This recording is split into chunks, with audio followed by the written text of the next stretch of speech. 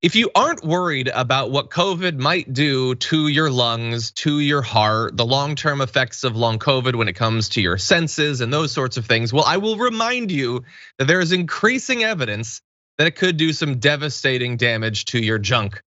A study published in May demonstrated the presence of the COVID-19 virus in the penis long after the initial infection in humans. More to the point, the penile tissue of the COVID patients examined in the study showed evidence of vascular damage.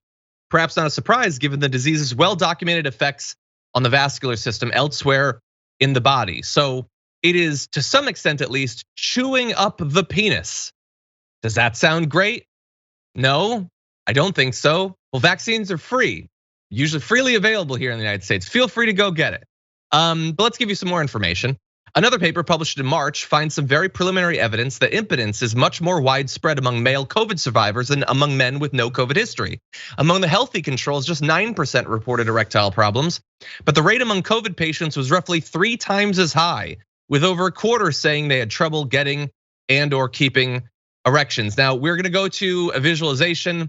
If there was a different one, I'd use it, but this is what they had available. So here's a shot of your odds, guys. Which do you want? There's a lot of issues baked into that visualization. And I have read that this is the same person who used to do visualizations for things like the Washington Post. I don't know what has gone wrong since then.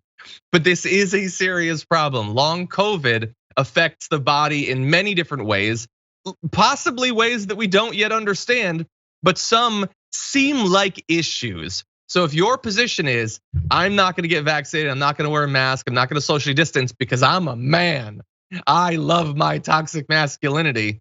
Well, you can love it as long as you can keep it. We'll see how it works out for you. Ben, thoughts? You'd like to think that this would really motivate people, but honestly, based on Ben Shapiro's response to recent Cardi B songs, I think that this might not be as big of a seller as you might think.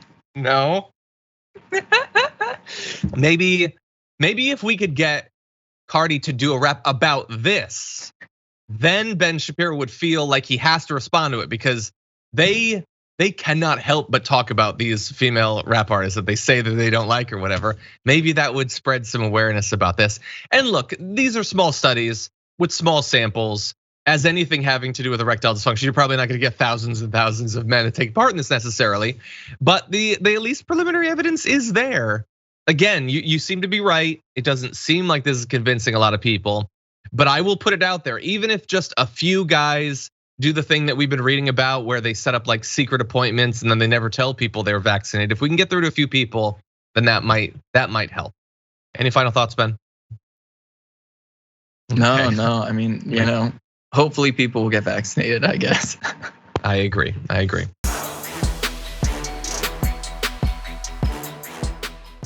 Check out the Damage Report podcast each day, wherever you get your podcasts, whether Pocket Casts or Stitcher or iTunes.